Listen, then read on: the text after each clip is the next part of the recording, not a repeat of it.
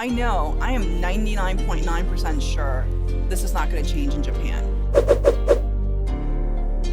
도쿄올림픽은 끝났지만 IOC가 일본 전범기인 우길기 사용을 허용했는지 여부를 두고 진실 공방이 계속되고 있습니다.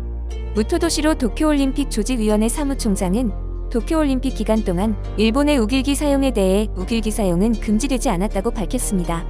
IOC 측에 문의했지만 사안별로 판단할 뿐 일반적인 금지 대상이 아니라는 답을 받았다는 겁니다. 하지만 우리나라는 이미 IOC로부터 우길기 금지 약속을 받고 올림픽에 참가했습니다. IOC가 모든 올림픽 시설 내 우길기 사용에 대해 올림픽 헌장 50조 정치, 종교, 인종적 선전을 금지한다는 조항을 적용해 판단하기로 약속했고 이 약속에 대해서 문서로도 남아있다는 것인데요. 하지만 지난 5일 열린 도쿄올림픽 스포츠 클라이밍 남자 콤바인 결선의 볼더링 3번 과제에서는 우길기 형상으로 만들어진 암벽이 비밀 과제로 나와 논란이 됐습니다.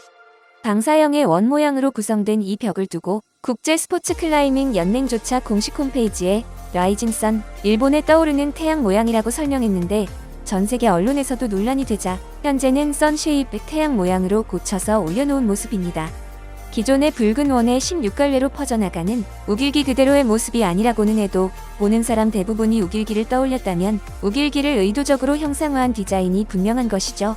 하지만 일본은 끝끝내 의도된 우길기가 아니었다는 변명만을 남긴 채 대회를 끝내고 말았습니다.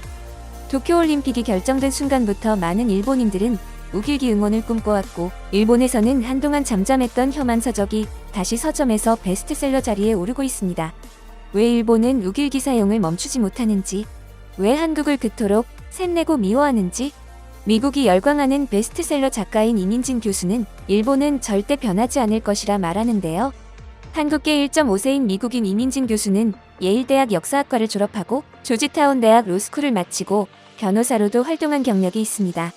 그리고 자신의 작품에서 일제강점기부터 1980년대까지 제1교포 4대에 걸친 일본인들의 잔인함을 낱낱이 기록한 대서사를 치밀하게 써내려갔습니다. 이 소설은 일본계 미국인 남편의 업무 때문에 4년 동안 일본에서 거주하면서 직접 경험한 제1교포들의 차별적 실상을 그대로 옮겼다는 것에서 큰 의미를 갖고 있는데요.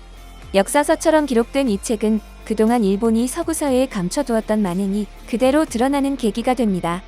이민진 교수는 미국에서 강의를 통해 만나는 모든 사람들에게 한국인에 대해 이야기합니다. I'm originally from Japan. I was born and raised in Tokyo.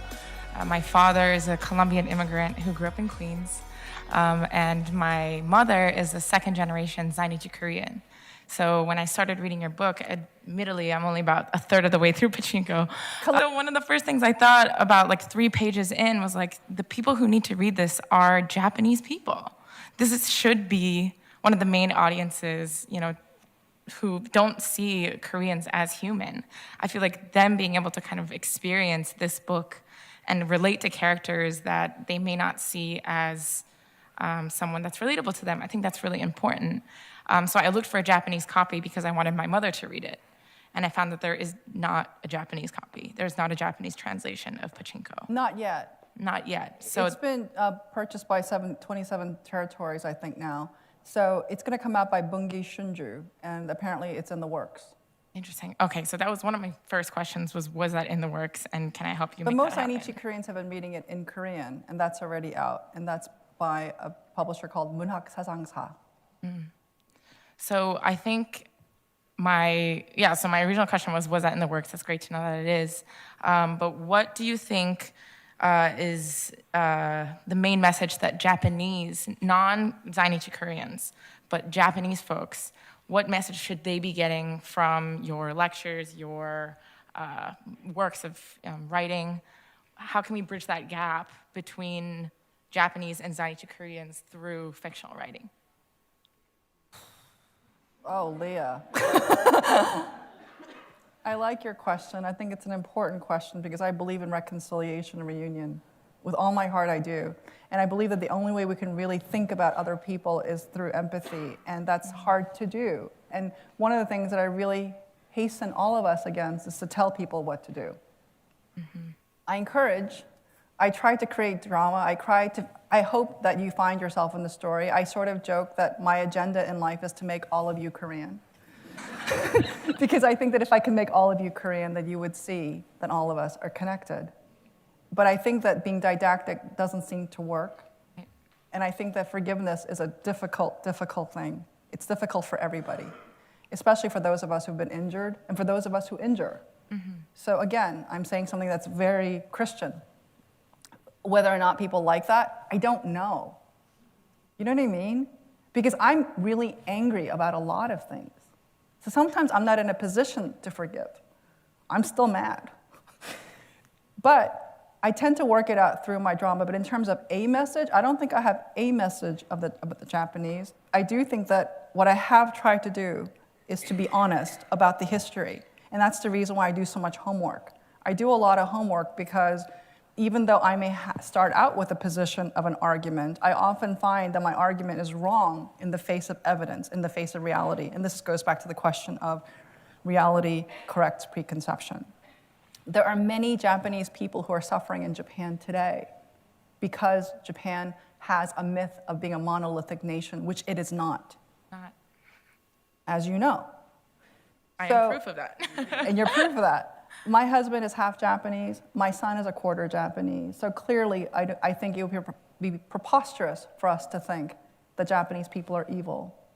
It's almost like saying that anybody's evil if they've had any kind of colonial history. And that's silly. But what I do think is evil, because I believe in the existence of evil, is dishonesty about one's history. So I think that if we are honest about history, then we can begin to consider reconciliation. Thank you for your work. I look forward to reading it in Japanese too. 8일 밤 막을 내린 도쿄올림픽에서 일본이 3위로 역대 최고 성적을 거뒀지만 코로나의 폭발적 확산과 최악의 적자로 스가 정부에 대한 지지율은 더 떨어지고 있습니다. 결국 올림픽으로 떠안아야 할 비용이 역대 올림픽 중 최고 수준이 될 것이라는 전망이 나왔는데요. 일본이 올림픽 개최를 위해 쓴 비용이 애초 예상의 3배에 이르는 3조 4천억 엔, 한화로 약 35조 원이라는 추산이 나왔습니다.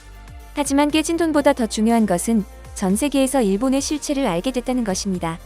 3년 전 평창 동계올림픽 개폐회식 총감독을 맡았던 송승헌 연출가는 2020 도쿄올림픽 폐회식 해설에서 이미 우리나라가 문화예술 면에서 일본을 앞서가고 있다고 말했습니다.